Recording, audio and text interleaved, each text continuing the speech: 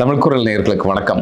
இன்று நம்மோடு சிறப்பு விருந்தினர், அரசியல் விமர்சகர், மூத்த ஊடகவியலாளர், வழக்கறிஞர் கோடீஸ்வரன் இணைந்திருக்கிறார். உரையாடும். வணக்கம் சார். வணக்கம். நேயர்களுக்கு அன்பு வணக்கம்.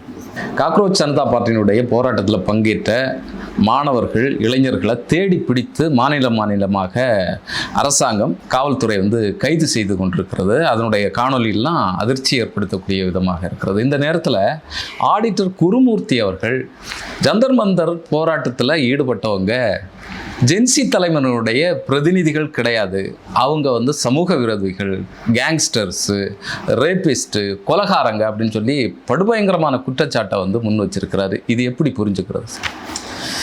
முதல்ல ஒரு விளக்கத்தை ஒன்று சொல்லிட்டு ஐயா குருமூர்த்தி அவர்களோட அந்த பேட்டியை நம்ம டீகோட் பண்ணலான்னு நினைக்கிறேன். பாரதிய ஜனதா கட்சி ஹிந்து மதம் அப்படின்ற ஒரு மதத்துக்கான உண்டான ஒரு கட்சி. ஹிந்துக்கள் நல்லா இருக்கணும், முன்னேறணும், அமைதியாக இருக்கணும் அப்படின்றது தான் அதனுடைய சித்தாந்தன்ற மாதிரி சொல்லுது.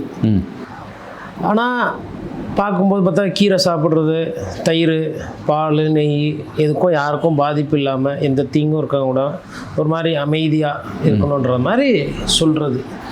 படிக்கிறது ராமாயணம், தேவைப்பட்டால் தான் அதர்மத்தை எடுக்கணும். கிருஷ்ணர் அமைதியாக இருக்க சொல்லியிருக்கிறாரு. எதையுமே அன்பாக இருக்கணும்.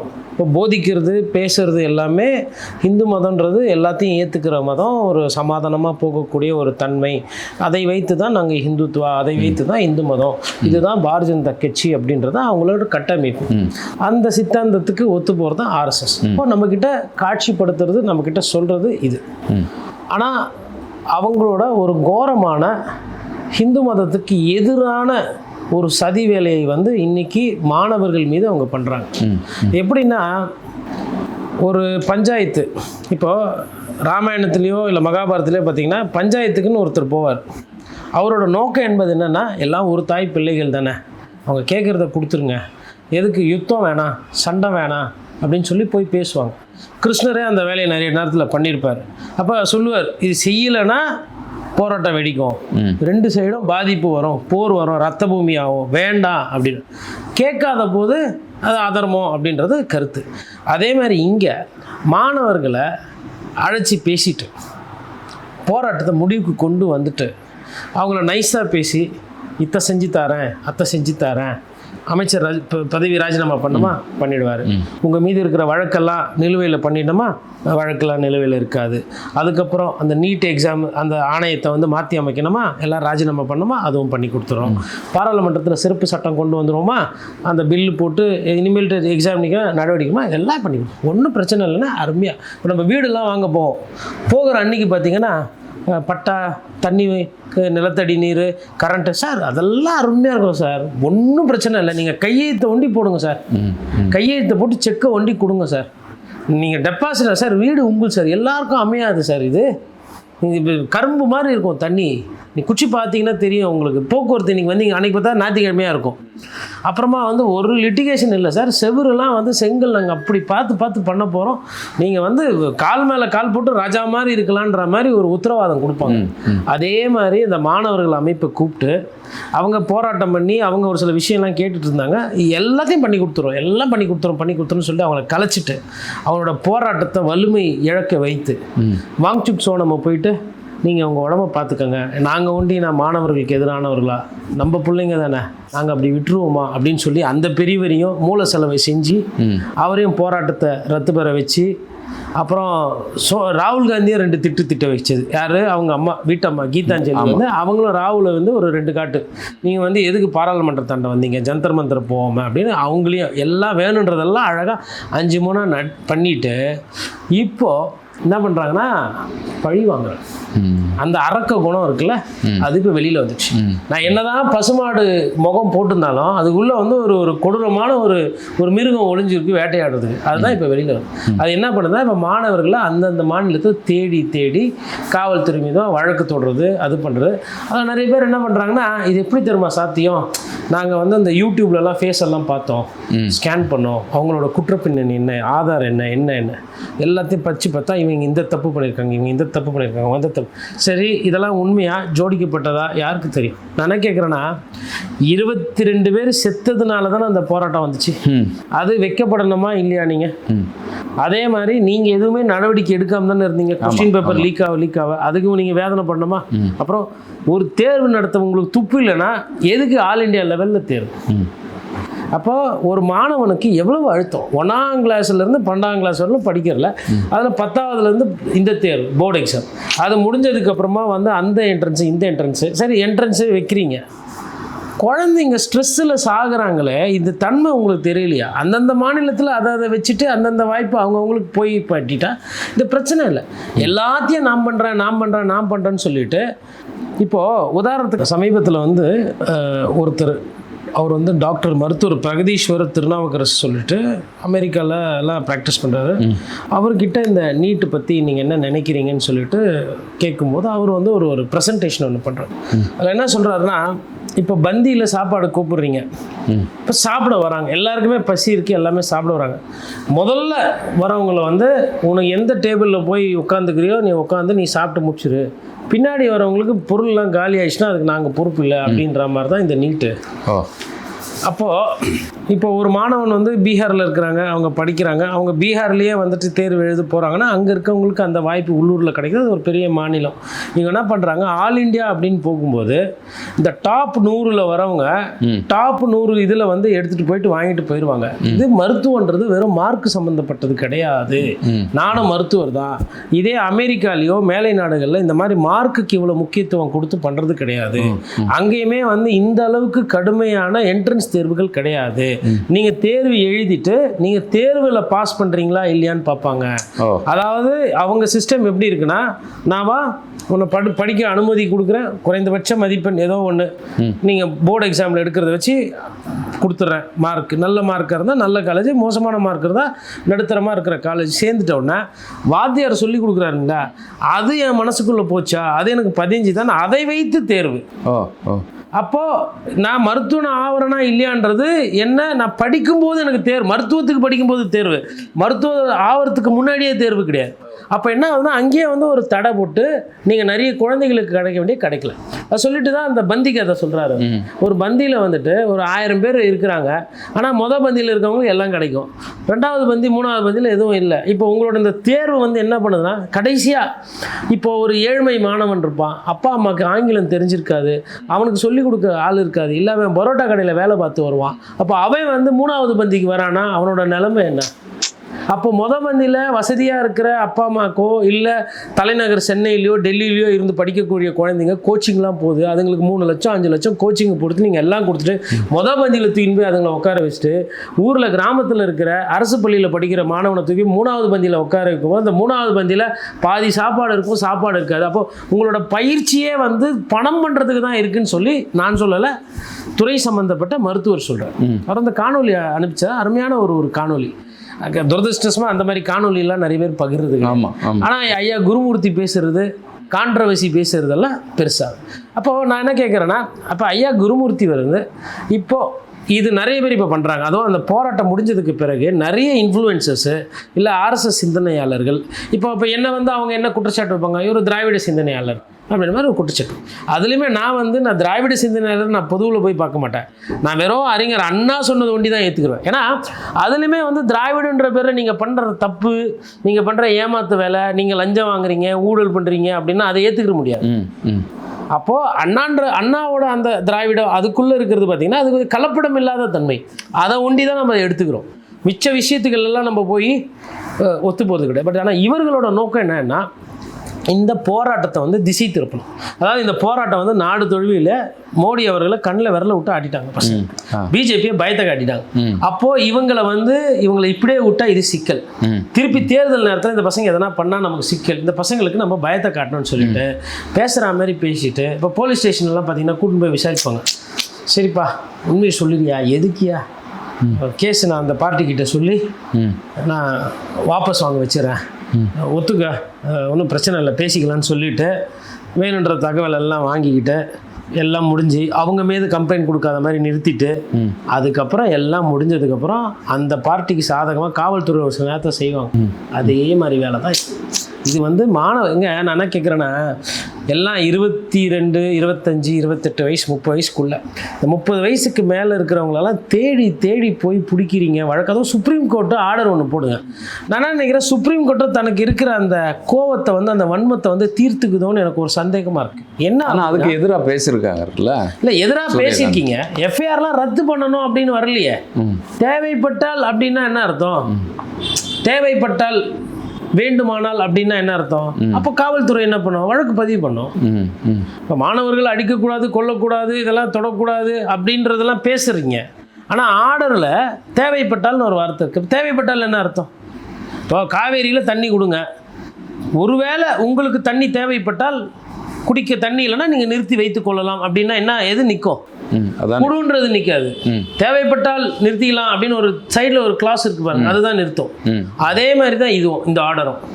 இது வந்து முழுக்க முழுக்க மாணவ சமுதாயத்துக்கு எதிரான ஒரு தீர்ப்புன்றதை விட தீர்ப்பு மாணவருக்கு எதிரான தீர்ப்பு வந்து கேட்டுக்கிட்டு இருக்கிறாங்க சுப்ரீம் கோர்ட். அது ஆனால் மத்திய அரசு, டெல்லி போலீஸு, மற்ற மாநில காவல்துறை எல்லாமே வந்து அவங்க வழக்கத்துக்கு அவங்க வசதிக்கு ஏற்றார் போல் பண்ணுறாங்க. இப்போ இங்கே நம்ம தமிழ்நாட்டில் பார்த்தோம் என்னென்னா, நீட் எதிர்ப்புன்றதான் கொள்கை. ஆனால் நீட்டுக்கு ஆதரவாக போராடின மாணவர்களை வந்து தள்ளுறது, அசிங்கப்படுத்துறது, கையை முறிக்கிறது, அடிபட்டு ஆஸ்பத்திரியில் சேர்க்கறது, வண்டியில் அநாகரிகமாக அவங்கள தள்ளுறது, பேசுறது, அதெல்லாம் பார்த்தோம். நம்ம கையை முறிக்கிறது அதெல்லாம் பார்த்தோம். இது நம்ம ஊர் காவல்துறை கொஞ்சம் பரவாயில்ல, கொஞ்சம் கண்ணியமானவங்க. வட இந்தியாவில் ரொம்ப மட்டமாக நடந்திருக்கிறாங்க. இதெல்லாம் வந்து ரொம்ப ஒரு மோசமான ஒரு சூழ்நிலை. ஆனால் சிஜேபியும் இறங்கி போகிற மாதிரி தெரியல. அவங்களும் எதிர்வினை ஆற்றுற மாதிரி தான் தயாராகுது, அந்த இளைஞர் படையும் தயாராகுது. அதுதான் நான் அப்படி தான் பார்க்குறேன். இல்லை, நீங்கள் சொன்ன மாதிரியே சிஜேபியை பற்றி ஒரு அச்சம் இருக்குது. நாளைக்கு யாருமே இதே மாதிரி வரக்கூடாது அப்படிங்கிறதுக்கான ஒடுக்குதலாக பார்க்கணுமா? இந்த மாதிரியான ஆட்களை திட்டமிட்டு இறக்கி விடுறாங்களா, குருமூர்த்தி மாதிரியான ஆட்களை? இல்லை சார், அதாவது குருமூர்த்தி ஐயாவோட நோக்கம் என்பது பாரதிய ஜனதா கட்சி ரொம்ப நல்ல கட்சி. பாரதிய ஜனதா கட்சி இந்த நாட்டை ஆண்டாதான் தமிழ்நாடு, இந்தியா எல்லாமே வளர்ச்சி அடையும். தமிழ்நாடு பின்தங்கி போகிறதுக்கு காரணமே வந்து பிஜேபிக்கு ஓட்டு போடாது தான் அப்படின்னு அவங்க ஒரு குறுகிய பார்வையில் கண்ணை மூடிக்கொண்டு பார்க்கறது. பாரதிய ஜனதா கட்சி மாதிரி ஒரு பின்னோக்கிய சிந்தனை இல்லாத கட்சி இருந்து திராவிட கட்சிகள் இங்கே ஆண்டதுனால தான் தமிழ்நாடு என்பது கடன் ஒண்டி ஜாஸ்தி கிடையாது, வளர்ச்சியும் ஜாஸ்தி. ஜனத்தொகையில் பார்க்கும்போது என்னை விட பெரிய மாநிலம் உத்தரப்பிரதேசம், ஜனத்தொகைன்னு பார்க்கும்போது என்னை விட பெரிய மாநிலம் பீகார், வெஸ்ட் பெங்கால்லாம். ஆனால் வளர்ச்சின்னும் போது என்கிட்ட வர முடியாதுல்ல. ஆமாம், கேரளா சின்ன நாடு, வளர்ச்சி இருக்குது. அந்த கேரளா அதுக்கு அந்த கம்யூனிஸ்ட் சித்தாந்தம்லாம், காங்கிரஸ் சித்தாந்தம் இருந்தாலும் அதை விட மேலே தானே இருக்குது. எதில் குறைஞ்சி போச்சு தமிழ்நாடு? மகாராஷ்டிரத்துக்கு 5-3 அடுக்காக பண்ணி கொடுத்தீங்க. ஃபினான்ஷியல், அதாவது பொருளாதார தலைநகரமாக இந்திய திருநாடே மாற்றிய ஒரு மாநிலம் தான் மகாராஷ்டிரா. அதனுடைய அந்த மகுடமாக மும்பை உட்காந்துருக்கு. மும்பைக்கு வந்து விமான நிலையத்திலேருந்து, கடல் போக்குவரத்தில் இருந்து, ஸ்டாக் மார்க்கெட்லேருந்து, பெரிய பெரிய பேங்க் ஆஃபீஸ்லேருந்து எல்லாம் உட்காந்து இருந்து ஒட்டுமொத்த இந்தியாவுக்கும் இதுதான் வந்து பொருளாதார தலைநகரம். நம்மளா எல்லாம் சேர்ந்து தான். இப்போ பாம்பே இன்னைக்கு வளர்ச்சி அடைஞ்சிருக்குன்னா அதுக்கு எல்லாரும் தான் காரணம். இப்போ நான் ஸ்டாக் மார்க்கெட்டில் நான் வாங்க ஒவ்வொரு புரோக்கரேஜுக்கும் அது வந்து பாம்பே ஸ்டாக் எக்ஸ்சேஞ்சுக்கு தான் போகுது காசு. அப்போது பாம்பேயோட மகாராஷ்டிரத்தோட பங்களிப்பில் எல்லாரும் இருக்காங்க. அதே மாதிரி தமிழ்நாட்டு பங்களிப்பில் எல்லாம் இருக்காங்க. ஆனால் அதை மீறி மகாராஷ்டிரமும் தமிழ்நாடும் வளர்ந்துருக்கு. பிஜேபியை ரொம்ப நாள் ஆண்டுச்சாங்க இல்லையே. அங்கே வந்து பார்த்திங்கன்னா உங்களுக்கு சேனா, காங்கிரஸ், என்சிபி, இப்போ தான் பிஜேபி. அதாவது வளர்ச்சியெல்லாம் அடைஞ்சி முன்னேற மாநிலமாக மாறினதுக்கப்புறம் தான் பிஜேபி. தமிழ்நாடு இன்னும் பிஜேபி இங்கே வரவே இல்லை. காங்கிரஸ், திராவிட கட்சிகள், அதுதான் இங்கே வரலாறு. அப்போ இதெல்லாம் பார்க்கும்போது இந்த வளர்ச்சி எங்கேருந்து வச்சு இதெல்லாம் உங்களுக்கு தெரியாதா? அப்போ என்ன பண்ணுறதுன்னா ஒரு குறுகிய பார்வையில் அவங்களெல்லாம் வந்து ரேப்பிஸ்ட்டுன்றாரு. எதாங்க ஒரு இது வந்து யாருன்னா பேர் எதனா யார் அதில் வந்து அந்த காம வேலையை பண்ணது, யார் மீது வழக்கு இருக்குது, அப்புறம் குண்டான்றீங்க, அவங்களெல்லாம் வந்து மோசமான மனிதர்கள், சமூக விரோதின்றீங்க. என்ன முகாந்தரத்தை வச்சு நீங்கள் இப்படி பேசுகிறீங்க? அவரும் வந்து பத்திரிகையாளர்னு உகாண்டுக்கிறவரும் அதெல்லாம் கேள்வி கேட்டுனுக்கிறாரு. அவரும் நீங்கள் பாட, அவர் வாசிக்க வயலின்னு. எவ்வளோ எஃப்ஐஆரில் எவ்வளோ பேர் குண்டாஸு, அதில் என்ன பிக் பாக்கெட்டு தானே, எத்தனை பேர் பிக் பாக்கெட்டு பேர். சரி, எல்லாத்தையும் சொல்ல வேணாம், ஒரு இன்சர்ட் போட்டு ஒரு அனெக்சரில் வந்து எஃப்ஐஆர் இவ்வளோ இருக்குன்றது போடலாம்ல. 2500 2700 எஃப்ஐஆருன்றீங்க. இல்லை எல்லாமே படிச்சுட்டு பார்த்துட்டிங்களா? நான் ஒரு வக்கீலாக கேட்குறேன். இப்போ நான் வந்து வக்கீல் வேலைக்கு போகிறேன்னா நான் எல்லா எஃப்ஐஆரும் படிப்பேன். வாங்கி எஃப்ஐஆரை படித்து என்ன சார்ஜஸ்ஸு, என்ன ஏது, சிஎஸ்ஆரில் என்ன சொல்கிறாங்க, அதுக்கப்புறம் எஃப்ஐஆரில் என்ன இருக்குது, எப்படி போக போகுது இது பார்ப்போம். 19 ஒரு நேஷனல் மீடியாவில் நீங்கள் வந்து இன்றைக்கி பிரதமருக்கு வேண்டப்பட்டவர், உங்களை நல்லா தெரியும் பாரதிய ஜனதா கட்சி தலைவர்னால இப்படி ஒரு அபாண்டமான ஒரு குற்றச்சாட்டு பாவங்க மாணவர்களுக்கு. என்ன இப்போ அது வந்து இதெல்லாம் ஒரு கட்சியா, அதெல்லாம் கரப்பாம்பூச்சி, அதெல்லாம் மூஞ்சே கிடையாது. ஆமாங்க, மூஞ்சி கிடையாது தான். ஏன்னா அதுக்கு மூஞ்சி கிடையாது, ஆனால் அதுக்கு கோபம் இருக்குது. இவ்வளோ ஒன்று இருக்குதுங்க. பெண் குழந்தைகள்லாம், சின்ன சின்ன பசங்க சகோதரிகள்லாம் 5 நாள் கழிச்சு அதுங்களாம் போகுது. என்ன வீட்டில் அப்பா அமிச்சார், அம்மா அமிச்சார். எனக்கு அப்பா அம்மாலாம் இந்த மாதிரி கண்ட போராட்டத்துக்கு போய் பொறுக்கித்தனம் பண்ணுறதுக்கு, இன்ஸ்டா போட்டு ரீல்ஸ் போடுறதுக்கு அனுப்பிச்சி விட்றாங்க வீட்டில். இல்லை சினிமா நடிகரை பார்க்க வந்த கூட்டமாக அது. ஏதோ இளைஞர்கள் நான்லாம் பார்க்குறேன், ஏதோ இளைஞர்கள் வந்து கொஞ்சம் ஒரு கண்டிப்பாக வந்து அவங்க அந்த ஜென்சிங்க பண்ணுற அந்த வீடியோ போட்டு ஆடுறது அது பிடிக்காது தான். இல்லை, அது ஒரு வெற்றியை கொண்டாடுறது தானே. அதில் என்ன சொன்னால், அவர் குருமூர்த்தி ஐயாவுக்கும் அந்த வயசில் இருக்கவங்களும் அது பிடிக்காது தான். அது ஒன்றும் தப்பு கிடையாது. பிடிக்கலன்னா பிடிக்கலன்னு சொல்லுங்க போராட்டத்தை. சமூக விரோதின்றீங்க, அயல்நாட்டு கைக்கூலின்றீங்க, கற்பழிப்பு குற்றச்சாட்டு வைக்கிறீங்க, அவங்கள வந்து தேச துரோகின்னு முத்திரை குத்துறீங்க. என்ன வேலை இது?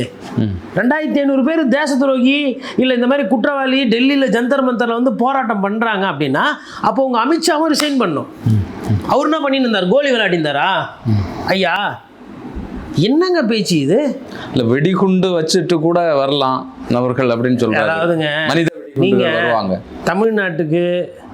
இங்கே ஒரு விஷயங்க, உண்மையை பேசணுன்னா, பாரதிய ஜனதா கட்சி தமிழ்நாட்டில் ஏங்க வளர மாட்டேதுன்னா இந்த மாதிரி ஆட்கள் தாங்க. அவங்க நமக்கு பாரதிய ஜனதா கட்சி கொடுக்குற சொற்பொழிவாளர்கள்லாம் பாருங்களேன்.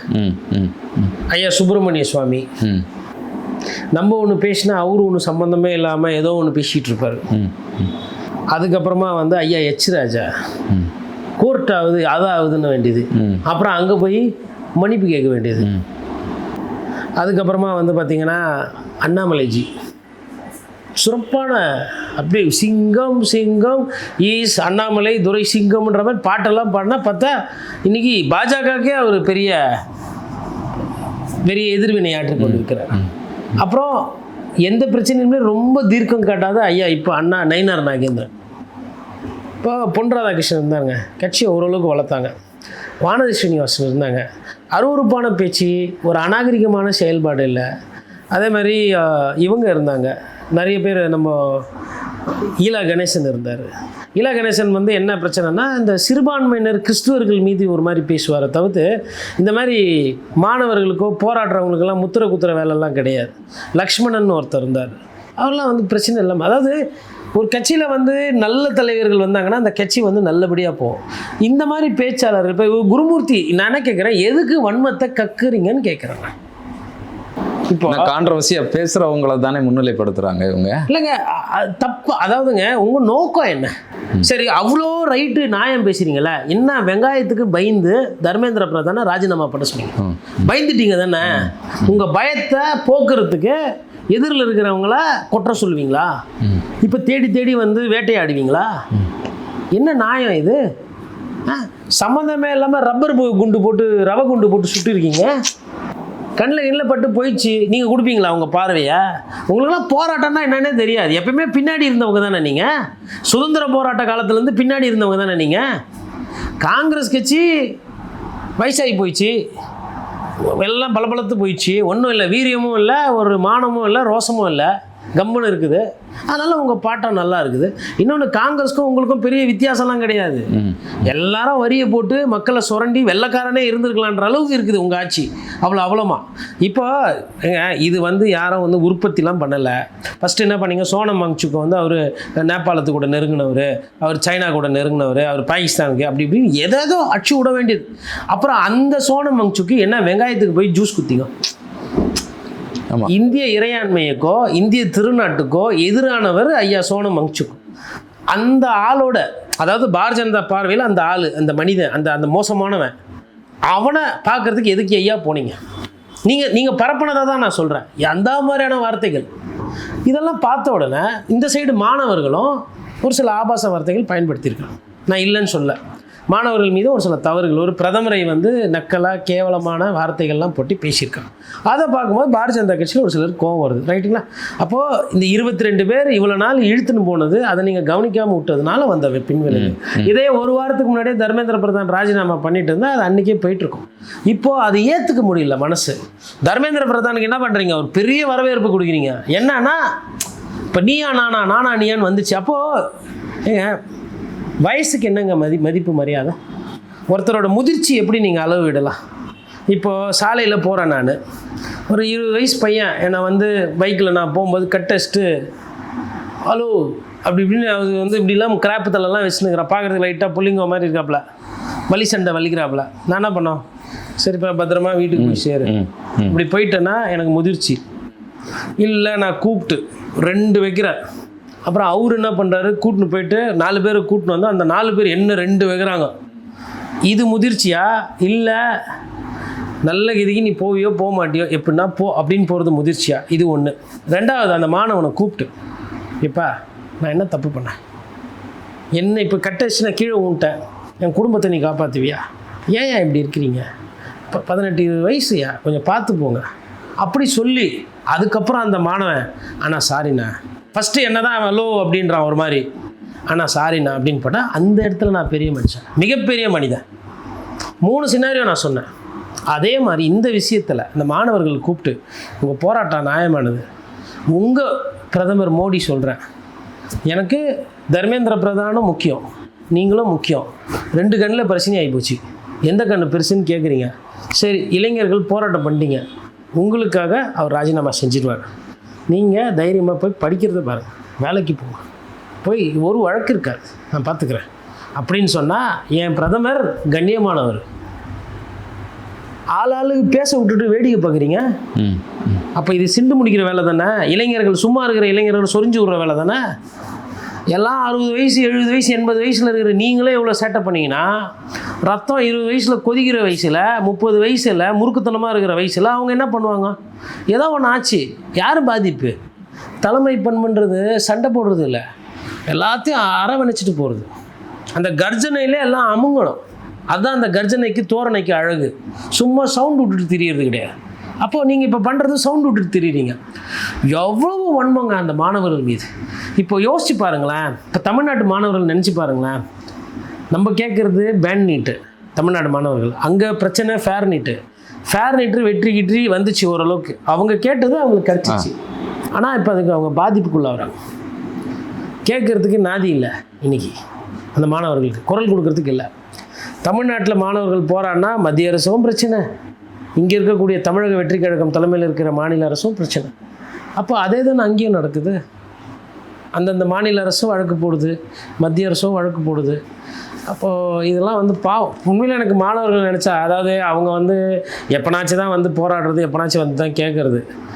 தேர்வு இப்படி வச்சு எங்களை கொல்லாதீங்கடா பாவீங்களா, நாங்கள் ஏன் பாவம் பண்ணோம், படிக்கிறோம், ஆல்ரெடி ஃபீஸு கட்ட முடியல, கடன் வாங்கி எங்கள் அம்மா அப்பா படிக்க வைக்கிறாங்க, வாத்தியார் சொல்லி கொடுத்தும் ஃபெயில் ஆகிறேன். நீயா நானா கோபிநாத் 3 எபிசோடு கிட்டத்தட்ட பண்ணிட்டார் போல்.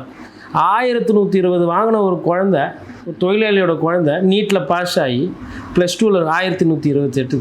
அதால் டாக்டர் படிக்க முடியல, அது போய் உக்ரைனில் போய் படிக்கிறது, போர் நடக்கிற ஊரில் போய் படிக்கிறது. எவ்வளோ கேவலம் இல்லை? மொத்த தமிழ்நாடை, அதாவது எங்கன்னா வந்து இப்போ ஆலமரம் இல்லை பெரிய அரச மரம் தான் நாண்டுக்கிட்டு தொங்கலாம். அப்போ அந்த குழந்தை டாக்டர் ஆக முடியலன்னா, அனிதா மறைவுக்கு பிறகும் இவ்வளோ கேவலம் இருக்குன்னா அசிங்கப்பட வேண்டியது நம்ம தான். ஆனால் நம்ம என்ன பண்ணுறோம், இன்ஸ்டாவில் வைப்பு பண்ணிவிட்டு சாங் போட்டு தனுஷ் அடுத்து வராரு, அதுக்கு அடுத்து நானே பேசுகிறேன், பிரதீப் ரங்கநாதன் வந்துட்டா தனுஷ்க்கு சம்மந்தம் ஆகிடும். என்னை இப்படி பேச வச்சது யார்? என் மனசை இப்படி மாற்றினது யார்? தலைமுறை அரசியல் தன்மை மாறுது, அது சரியில்லை, பிழையாக போகிறது. தொடர்ந்து பேசுவோம் சார். இந்த குறிப்பாக தேசிய அரசியலில் சிஜேபியினுடைய இந்த போராட்டத்திற்கு பிறகு என்ன மாற்றங்கள்? இல்லை, இந்த சிஜேபி இப்போ நிறைவாக வந்த செய்தி என்னென்னா, எங்களை ஏமாத்துறாங்க, வார்த்தையை வந்து காப்பாற்றணும் அப்படின்னு அந்த கட்சியினுடைய அமைப்பாளர் தாஸ் அவர்கள் வந்து இளைஞர் தெளிவாக பேசுகிறாங்க. என்ன வார்த்தையை சொன்னீங்களோ அந்த வார்த்தையை காப்பாற்று, கண்ணியத்தை காப்பாற்று, எங்களை கூப்பிட்டு பேசினீங்க, இதெல்லாம் தரதாக சொன்னீங்க, மீடியா முன்னிலையில் ஊடகம்லாம் பார்க்கும்போது இந்த ஒப்பந்தத்தை நீங்கள் சொன்னீங்க. இதை வச்சுக்கிட்டு நாங்கள் சொன்னோம், எங்களுக்கு இந்த நேரம் வந்து அந்த கையெழுத்தானது வந்திருக்கணும். நீங்கள் இதுக்கப்புறம் இதை பண்ணலை, எங்களை ஏமாற்றினீங்க, நம்ப வச்சு எங்களை ஏமாற்றினீங்க, சொல்லு சுத்தம் இல்லைன்னா எங்களுக்கு பயம் கிடையாது, இதுக்கு அடுத்து ஒரு போராட்டம் மிகப்பெரிய அளவில் வெடிக்கும், பார்த்துக்கங்கன்னு சொல்லியிருக்கிறாப்புல. சின்ன பையனாச்சே, ஏமாற்றிடலாம், கதை சொல்லிடலாம், இராணுவம் இருக்குது, போலீஸ் இருக்குதுன்னு நினச்சிங்கன்னா அடுத்து எந்த அமைச்சர் ராஜினாமா பண்ணுறாரோ இல்லை மொத்தமாக வேறு எதனா ஆகுமான்னு எனக்கு தெரியாது. தேர்தல்ன்றது வந்துனே இருக்கும், இடைத்தேர்தல்லாம் கூட வரும். ஒரு கட்சி இடைத்தேர்தலே தோக்குற அளவுக்கு எத்தனை போய் விட்டுக்காதீங்க. நான் நியாயமாக சொல்கிறேன். ஐயா ஒரு சிலர் பேசுவாங்க, நீட்டு எதுக்கு வந்ததுன்னா, போராட்டம் எதுக்கு பண்ணாங்கன்னா, பாராளுமன்றத்துக்கிட்ட போராட்டம் பண்ணலாமா, மனித குண்டு போகலாமா? நான் கேட்குறேன், மனித குண்டு வரலன்னா மண்ணாங்கட்டி வச்சு விளையாடிட்டு இருக்கீங்களா? மனித குண்டுல போராட்டம் தான் வருமா? இப்போ இருக்காதா? என்ன பண்ணுறீங்க? காசு வாங்கி வரி கட்டுறமே எதுக்கு? நாட்டோட பாதுகாப்புக்கு தான். இந்த வெக்கங்கட்ட அரசியல் பேசுறதுக்கு எதுக்கு இம்மாந்தூர? நான் வந்து யாரும் நல்லவங்கலாம் என் ஊரில் சொல்ல, தீவிரவாதிகள் இருப்பாங்க, கெட்டவங்க இருப்பாங்க, அதெல்லாம் பாதுகாக்கிறதுக்கு தான் உங்களுக்கு போடுறோம் ஓட்டு, அதுக்கெல்லாம் சேர்த்து தான் உங்களுக்கு கொடுக்குறோம் துட்டு. அதெல்லாம் பண்ண வேண்டியது உங்கள் வேலை. சும்மா உட்காந்து பேசினே இருக்கக்கூடாது. தீவிரவாத விஷயமோ இல்லை இயற்கைக்கு எதிராக யாரோ போகிறாங்கன்னா அதை ஆதரிக்கிறது இல்லை. அதில் ஜென்யூனாக நிறைய பேர் மாணவர்கள் இருக்கிறாங்க. நீங்கள் வந்து ஒரு கற்பினை தவறாக வந்து பண்ணிகிட்ருக்கிறீங்க. எனக்கு உங்கள் மீது சந்தேகமாக இருக்கிறது ஒரு பத்திரிகையாளராக.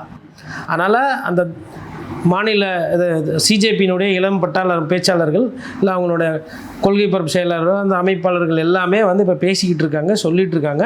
இன்னொரு போராட்டம் பாரதிய ஜனதா கட்சி தாங்காது. நல்ல எண்ணத்தில் சொல்கிறேன்.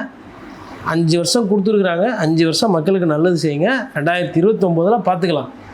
அதுக்கு உள்ளே எதனா ஏடாகூடம் பண்ணி அடுத்தடுத்து மாநில தேர்தல்லாம் வரும். இது உங்களுக்கு ஆகாது. நீங்கள் வந்து உடனே இப்போ தான் இன்ஸ்டாக்குள்ளே வரீங்க. அவங்க ஆல்ரெடி இன்ஸ்டாலே வாழ்ந்துன்னுக்குறாங்க. இன்ஸ்டாவில் தமிழ்நாடு பாதிக்கப்பட்டது எனக்கு தெரியும். ஸ்டேபிளான கவர்மெண்ட்டு நீங்கள் கொடுத்துருக்கிறீங்க. உங்களுக்கு உங்கள் ஆட்சியை தக்க வச்சிங்கன்னா அது கரண்ட்டு மாதிரி சின்ன பசங்க போய் தொடாதீங்க. அதுக்கு மேலே ஐயா குருமூர்த்தி இல்லை சார் பாண்டே சார் அருமை நண்பர் இப்படி சொல்கிறாரு, இல்லை அண்ணாமலை அப்படி சொல்கிறாரு, அப்படி இப்படின்னு நீங்கள் பண்ணிங்கன்னா பாவம் 15 வருஷம் ஆக போகுது, 12 வருஷம் 13 வருஷம் ஆயிடுச்சு. உங்களுக்கும் கெட்ட பேர்லாம் இருக்குது, பிரச்சனைலாம் இருக்குது.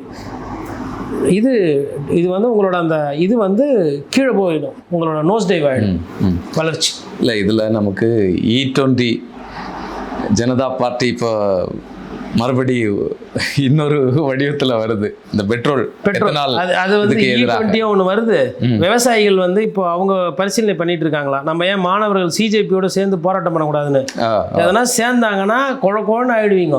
அதனால வேணாம் சீக்கிரமா. ஏன்னா வெறும் விவசாயிகள் போராட்டம் பண்ணப்பவே 3 மசோதா விவசாய மசோதா தேர்தலுக்காக பயந்து பின்வாங்கிய கட்சி தான் பாரதிய ஜனதா கட்சி.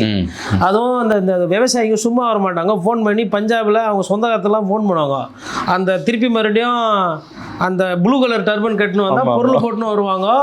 பொலேரோ காரில் இப்போ ஆந்திரா படத்தில் காட்டுற மாதிரியே வருவாங்க. அதெல்லாம் வேணாம், வலிக்குதுன்ற மாதிரி ஆயிரும். சேதம் ரெண்டுமே நம்புது தான். ப்ளூ டர்பனும் நம்புது தான், ஆரஞ்சு டர்பனும் நம்புது தான். அவங்கவுங்க அந்தந்த தலையில் டர்பனை மாட்டினு அமைதியாக போயிடுங்க, குரு வழியில் போயிடுங்க. அதனால் இது வேண்டாம், உசுப்பேற்றி விட்றீங்க, நல்லதில்லை. இந்த வழக்குகள்லாம் எவ்வளோ பெரிய பெரிய வழக்குகள்லாம் லட்சக்கணக்கில் நிலுவையில் இருக்குது. ஒரு போராட்டத்துக்கு ஒரு 2500 3000 வழக்கு பதிவு பண்ணி விசாரிக்கிறதெல்லாம் அதெல்லாம் தேவையில்லாத வேலை, தேவையில்லாத தலைவலி. கொல்லிக்கட்டை எடுத்து தலையில் சொரிஞ்சிக்கிறதுன்னு வாங்க, சொரிஞ்சிக்கிறதும் சொரிக்காமல் போகிறதும் அவங்களோட வேலை. நிச்சயமாக தொடர்ந்து பேசுவோம் சார். நன்றி.